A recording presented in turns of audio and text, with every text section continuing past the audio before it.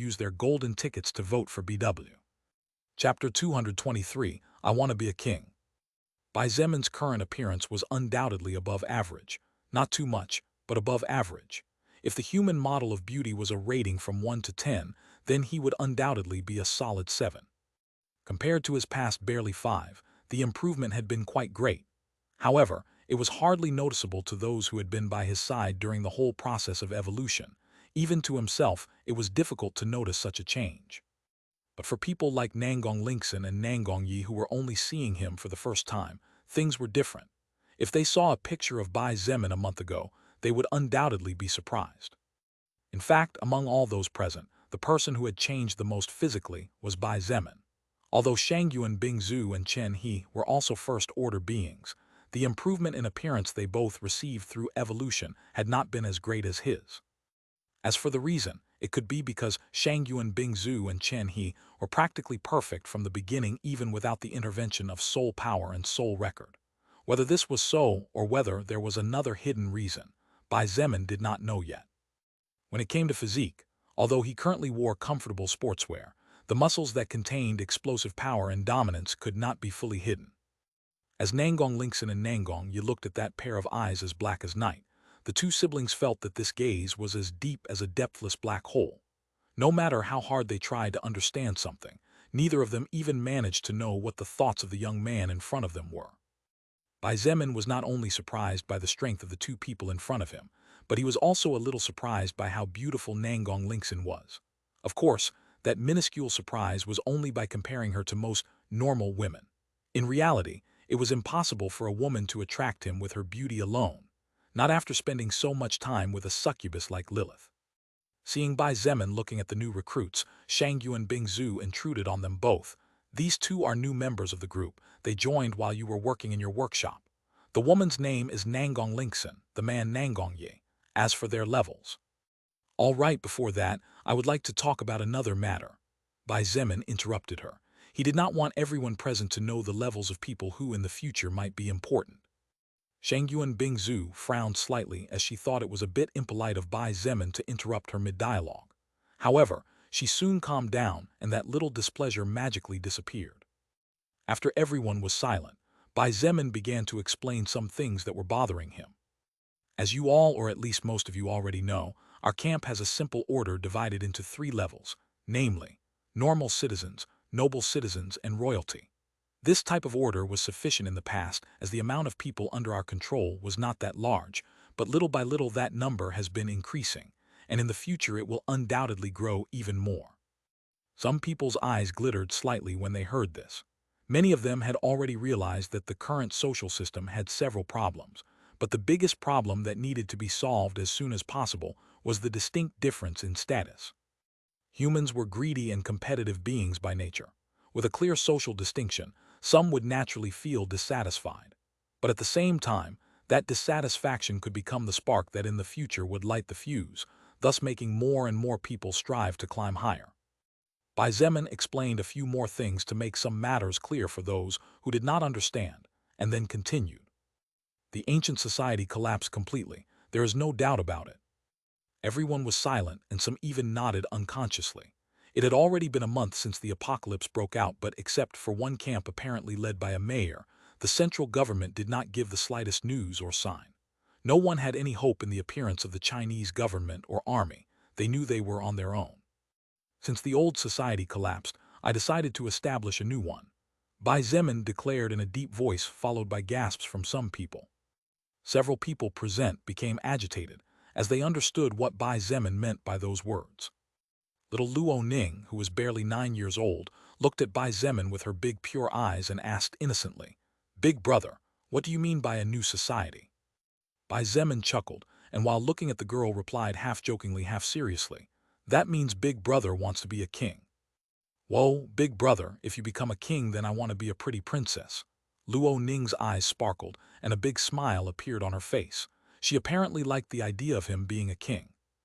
"Ha ha ha!" Bai Zemin laughed merrily, and while moving the mana out his body, he made Luo Ning's body float with ease and make her sit on his lap, to which the girl responded with a burst of happy laughter. However, the reaction of the people in the room was quite mixed. Unlike the innocent little girl, the adults knew what Bai Zemin's words meant. This, a king? Nangong, you couldn't help but be dumbfounded. He looked at the young man sitting in the main seat as if he was looking at a madman. You're joking, aren't you?" Bai Zemin looked at him slightly, and his lips curved upward slightly. "What do you think?" he replied rhetorically. His voice was as serious as could be. Fu Qigeng finally couldn't sit idly by after hearing Bai Zemin's words, and seeing that he really meant what he said. Wait a moment. A king? Bai Zemin, that would be the same as going against." His words caught in his throat and he could not continue. No one attacked him, but he himself realized that what he was about to say was nonsensical. Government? Where was the government now? In fact, was there really even an active government? As for the army, Fu Qigeng was quite an experienced military man, but even then he and his men were kicked aside like dogs, and even several brothers were shot to death by those who in the past were their comrades. In the end, Fu Qigeng sighed and his shoulders slumped as he sat with a helpless look on his face. This military man who in the past enjoyed the rank of sergeant realized that trying to return China to the China of the past was nothing more than a deluded and childish dream. Wasn't he wearing the armor of a monster never seen before? Today it was evolved or mutated leather armor that replaced bulletproof vests. Tomorrow, war tanks could be replaced by some kind of magical weapon built from monster materials. With the intervention of mana, the world was changing. People were changing too. So, the rules, the lifestyle, and society as a whole needed to change to adapt to the changes as well. After thinking about this, Fu Qigeng's mood improved remarkably. He looked at Bai Zemin and said earnestly, "As long as you do not harm innocents, I am willing to serve you with my life." "Let me welcome you again then." Bai Zemin chuckled and nodded with a satisfied expression. Whatever thoughts Fu Qigeng might have, a brave and experienced soldier was more than welcome. Bai Zemin looked at everyone present and asked with a calm expression on his face, "Are any of you not satisfied with what I said?" The people looked at each other, but no one stood up. Many were afraid that Bai Zemin would explode their heads with a punch. Surprisingly, the first person to speak was Kai Jingyi. "Leader, if you allow me." "Go ahead." He nodded calmly. He knew what she wanted to say. The girl was trying to clear up doubts from the others. Kai Jingyi sighed in relief that he wasn't angry, and then she continued. "If you want to become a king, then what will happen to the current social system?" Bai Zemin did not hesitate and said, "I plan to use the social pyramid used in the Middle Ages, but with some modifications." Shang Yuan Bing Zhu, Wu Yijun, Chen He, and the rest looked at him waiting for his next words. The looks varied, but Bai Zemin did not seem to mind as he continued speaking. Starting from the highest to the lowest position, king, high nobility and army, low nobility, high citizens, low citizens, and lastly serfs, also known as slaves. Slaves? Chen He and Wu Yijun sucked in cold air when they heard the word slaves. Although they had somehow already expected it, this did not lessen the shock they felt. As members of high-powered families in China's government or military, slavery was something they could not agree to no matter what. This was not something as simple as principles. Their upbringing from birth prevented them from believing it. Forget about them, everyone in the room freaked out. Still, no one dared to interrupt. Shang Yuan Bing Zhu frowned and seemed to want to say something, but suddenly, as if realizing something, the corner of her lips lifted slightly and her eyes glittered playfully. Bai Zemin explained the social system and the divisions. There was no need to explain that the king was the absolute ruler. The high nobility was divided into a few minor subgroups: archduke, duke, and marquis. The ranks of the army would remain the same as today, but with some minor changes. The lower nobility was divided into 3 minor subgroups just like the high nobility: count, viscount, baron. Normal citizens had no subdivisions. This large group was composed of all those who worked. Their treatment could vary depending on the merits achieved through their work. The low citizens did not have subdivisions either. They were all those who did nothing, and except for slaves were the lowest caste. They would all eat the worst of meals, sleep in the worst of accommodations, and enjoy zero privilege as they had no private property, and even the clothes they wore did not belong to them. They were like slaves, with the only difference being that they were still free to leave at will. As for the slaves, Bai Zemin paused and a cold light flashed in his eyes. Those who betray the group will be executed, their family turned into slaves and forced to do hard labor. Even if a member of the lower nobility decides to kill them or play with them, at will there is no problem at all. Those who strongly oppose in the king's way, once captured and neutralized, will be given the opportunity to join a new military troop where they can earn merits and be like any other citizen. But if they resist even then, they will be forced to become slaves for the rest of their lives. Those who rape or kill innocents will be turned into slaves, but if anyone dares to touch a single hair of a small child, that person will be executed. No exception. Bai Zemin's voice was as cold as ice, especially at the end. His voice seemed to be that of a demon from hell. As everyone looked at little Luo Ning, who seemed oblivious to everything as she sat on his lap, they all noticed that the leader seemed to be quite kind to children. The room was silent for a long time, while those small leaders of a small squad of armed men looked anxiously around, as they knew that their real status was not enough to interfere in this kind of talks and decisions.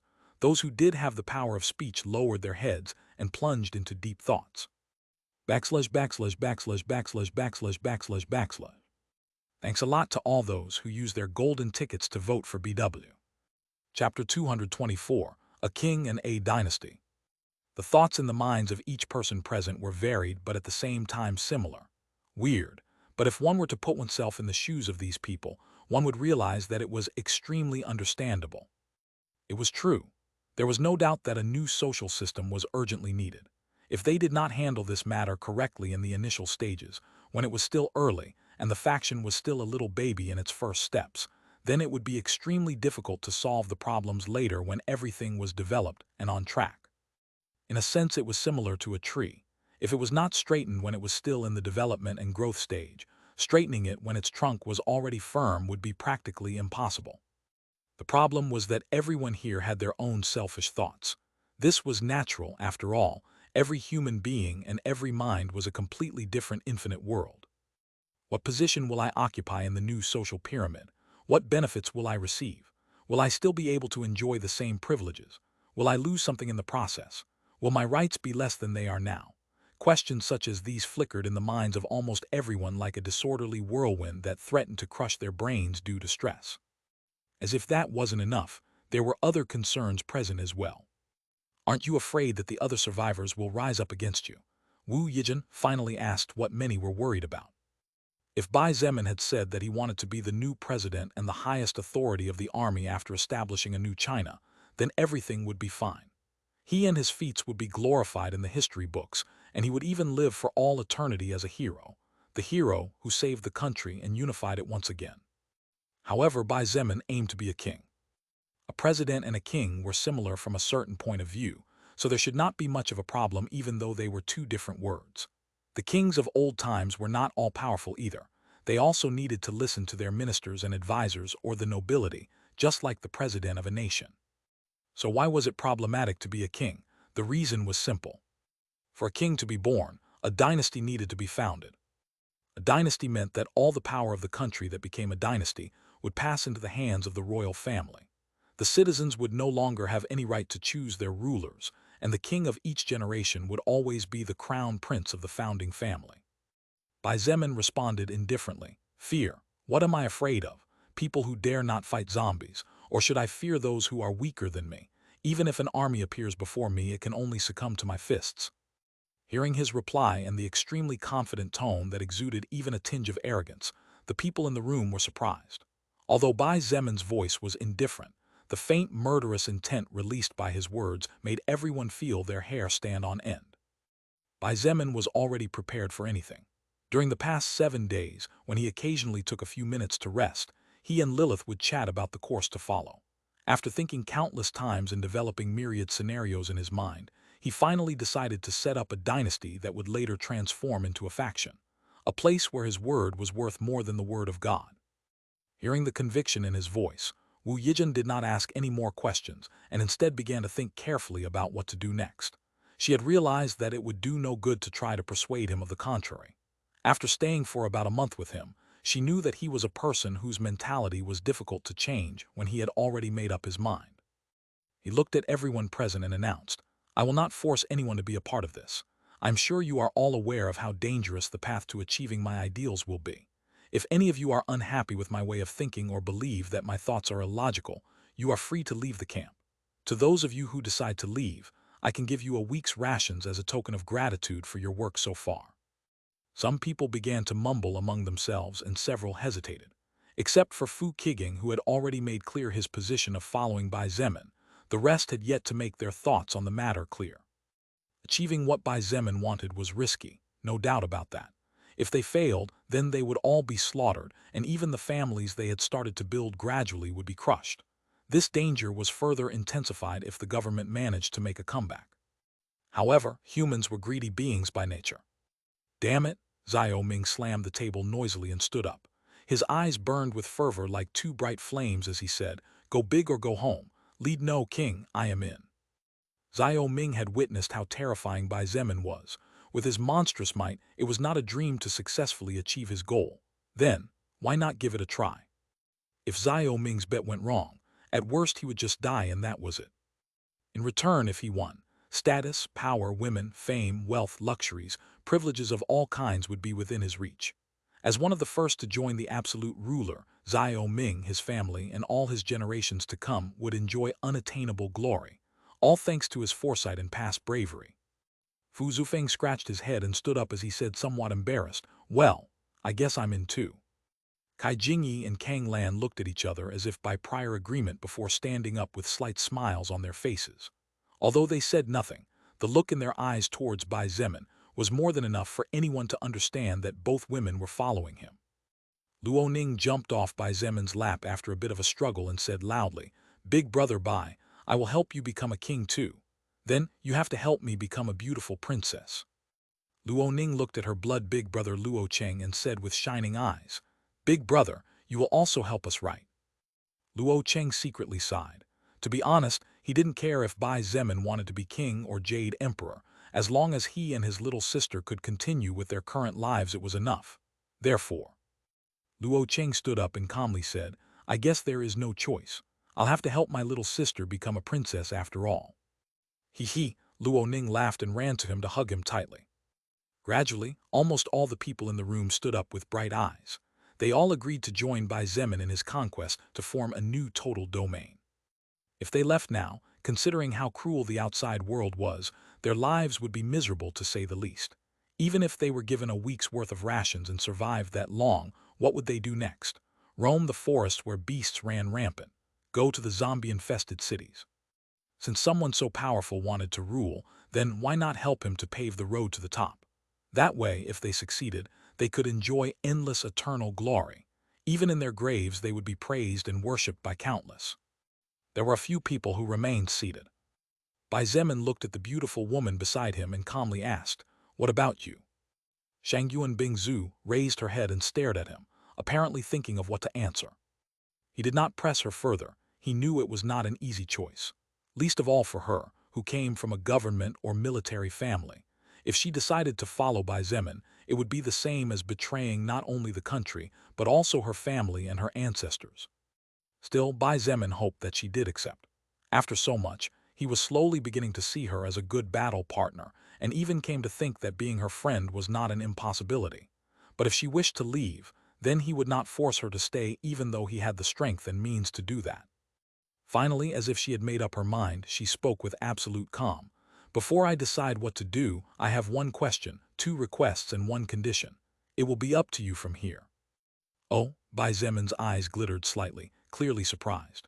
To be honest, he wasn't too optimistic and was already prepared to lose an important and powerful fighter. "Tell me what you think." He nodded without hesitation. "I'll start with a question then. In case I decide to join in your conquest, what will be my position?" Shangyuan Bingzu asked as she looked into his eyes. Her bright sky-blue eyes were so piercing that they seemed to be able to see into his very soul, as if she wanted to see his truths and his lies. Bai Zemin chuckled and shook his head. This was an easier question to answer than he had originally expected. "With your intelligence and personal strength, I had planned to confer upon you the position of high nobility and the only archduchess in that. Only under the king but above myriads." Shangyuan Bingzu nodded indifferently and continued, "My condition is that, if I decide to join you in your conquests, if at any time I deem you have gone mad for power, let me go along with those I consider important." "You?" Bai Zemin this time was so surprised that his eyes widened in amazement. What Shangyuan Bingzu had just said was not as simple as it sounded. She was implying many things. For example, she had basically accepted that it would be practically impossible for her to ever get over him, and that was why she wanted his word. For an incredibly proud and arrogant woman like her to say such a thing, one had to imagine how difficult it was. But what shocked Bai Zemin the most was something else. "Aren't you afraid I'll go against my word?" he asked in confusion. "I mean, if at some point I go mad for power, why would I let you go? Wouldn't it be more logical to do everything possible, and even forcefully use all means possible to force you to obey me?" Surprisingly, Shangyuan Bingzu shook her head softly and closed her eyes for a moment before staring at him again. "Although there are many things about you that I might not like, at least I know that you are a trustworthy man." To this day, no matter how difficult the situation was or how hard the circumstances were, you not only saved everyone you were able to save by putting your life in danger, but you have also kept your promises to the letter. Therefore, at the very least, I can say that I trust your word. Unaffected and unconcerned by the various reactions of different people, and ignoring a particular glance of jealousy, Bai Zemin looked at the woman sitting to his right for a long time. No one knew what he was thinking. After what seemed like an eternity, he said in a serious voice, "I promise, if at any time my actions make you think I have gone mad, you and your loved ones can leave at will. But you need not worry about that. My head is firmly on my shoulders and my feet firmly planted on the earth." Shangyuan Bingzu shook her head and ignored Bai Zemin's last words. Whether he managed to resist the temptation of power or not remained to be seen. Although he had so far maintained his sanity and personality without getting carried away, Shangyuan Bingzu had seen many people who, after gaining power, changed completely. Chapter 225, Cracked Stone Heart. After Bai Zemin accepted Shangyuan Bingzu's condition and gave her his word in front of everyone that, if at any time she thought or believed that he had gone mad because of the power he controlled, she would be given permission to leave with her loved ones at will, she did not delay and submitted her first request. "My first request is that you wait." "That I wait?" Bai Zemin asked again and looked at her blankly. Shangyuan Bingzu calmly explained, "Before I decide whether I will join your crazy plan or not, I want to see the situation of the 2 camps set up by government forces." "What 2 camps?" He was again shocked, but this time it was about something else. 2 camps? As far as he knew, there was only one camp to the south, Camp Baquin, which daily transmitted its location by satellite radio. As if he had thought of something, Bai Zemin looked at the beautiful Nangong Lingxin and her brother Nangong Yi. Shangyuan Bingzu's next words confirmed his theory. There is another camp to the north. Nangong Lingxin and Nangong Yi are survivors who escaped from that place due to certain circumstances. Bai Zemin remained silent for a moment. After hesitating a bit, he shook his head and said, "Before I go into that topic, I would like to know what your next request is. I agree with the first one. It's not like anything is going to change anyway." This time it was Shangyuan Bingzu's turn to hesitate. Her wandering and evasive look really surprised Bai Zemin, as this was the first time her indifferent but firm gaze looked so complicated. "About my second request, I'll tell you in the future." In the end, she shook her head and sighed lightly. Bai Zemin was silent for a while as he gently tapped the table with his finger before cautiously saying, "Okay. As long as your demand isn't crazy or doesn't harm my interests or that of anyone in the group, it should be fine." Shangyuan Bingzu nodded indifferently and did not say anything else. Her expression did not change after hearing Bai Zemin's words, which suggested that her request should be more of a personal thing that did not involve other people. At least that was what he assumed. As to whether this was the case or not was unknown. Seeing that she remained silent, Bai Zemin looked at Wu Yijun. The beautiful woman with an extremely seductive body and an innocent face like that of a little girl looked hesitant. Her two black eyes seemed to be having an internal struggle as different emotions constantly blinked inside them. But this was quite natural. Bai Zemin understood Wu Yijun's struggles perfectly. Unlike Shangyuan Bingzu, who seemed to have her own story to tell and problems with her family, Wu Yijun was always happy in her family. This could be seen based on her outgoing and cheerful personality, like a butterfly fluttering among the spring flowers. As the granddaughter of the Premier of China and a member of a family with who knew how many years of history, it was extremely difficult for Wu Yijun to accept what Bai Zemin was putting forward today. If she accepted it meant the same as opposing everything her family had fought to build, and the ideals her loved ones had implanted in her from an early age. "You don't need to worry." Bai Zemin's calm voice caught her gaze. When she looked up and met that pair of eyes as deep as a depthless abyss, Wu Yijun's heart skipped a beat. "Even if you can't join my ideals, it's also okay." He continued and looked at Shangyuan Bingzu for a moment before saying, "Since you are Shangyuan Bingzu's friend, I will not ask you to leave. However, if at some point your family and I clash, it is likely that at that time you will be forced to take a decision. Besides, as long as you are here, you will have to obey my orders as you have done so far. Of course, if you want to leave, you are free to do so at will." The hall fell silent. All those who had already agreed to be part of Bai Zemin's crazy idea of unifying the whole country under a single sovereign looked at the beautiful Wu Yijun waiting for her reaction and her response. Wu Yijun looked at Lily, who had been silent throughout the meeting as she stood behind Bai Zemin with a slight smile. She couldn't help but feel inferior to this girl, whose face was nothing out of this world. In the end, Wu Yijun realized how pathetic she must look at this moment. But what frustrated her most was her own indecisiveness.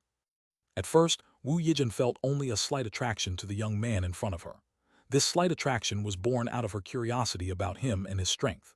However, as the days and weeks went by, this slight attraction gradually grew from attraction to liking.